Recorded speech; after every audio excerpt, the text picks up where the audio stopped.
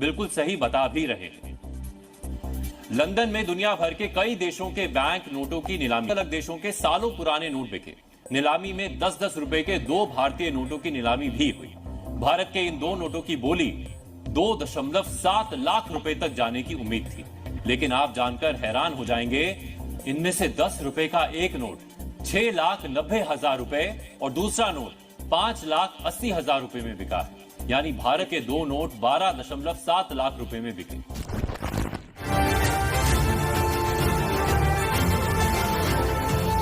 ₹100 का सिक्का आपकी किस्मत को जगाने वाला है और आपकी गरीबी मिटाने वाला है। लेकिन एक बात गौर करने वाली है, यह ऑफर सीमित समय के लिए है और ₹2 खर्च करके 25 लाख रुपए तक कमा सकते हैं। सबसे कमाल की बात यह है कि आपको कहीं जाने की भी जरूरत नहीं है।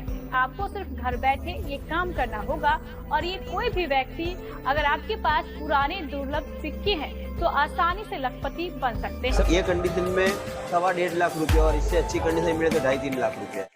इस बंडल की क्या वैल्यू होगी? 2.5 लाख रुपए के ऊपर। देखो 2.5 लाख रुपए का एक बंडल है, इसकी क्या वैल्यू होगी?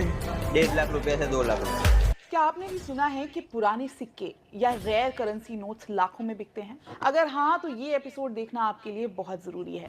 तो ये जो सिक्का है इसका भारत से कनेक्शन है और ये लंदन में नीलाम हो रहा है। ये नीलामी जो है ये अंदाजा लगाया जा रहा है कि 2 लाख से लेकर 3 लाख पाउंड तक हो सकती है। अब अगर हम 2 लाख पाउंड को रुपए में कन्वर्ट करें तो ये हो जाता है 1,90,00,000 से ज्यादा। मतलब 2 करोड़ से लेकर 3 करोड़ रुपए तक में ये सिक्का बिक सकता है, इसकी नीलामी हो सकती है। जरा सोचिए, अगर आपकी जेब में मौजूद एक मामूली सा सिक्का आपको माला माल बना दे तो? या फिर 1983 का सिक्का हुआ, या फिर 1991 वाला सिक्का हुआ, या फिर गेंडा छाप वाला कॉइन हुआ, 25 पैसे वाला या 50 पैसे वाले सिक्के हुए, तो ये सिक्के रेयर सिक्कों की कैटेगरी में आते हैं। एक्सट्रीमली रेयर कॉइन है, मोस्ट वैल्यूएबल कॉइन है।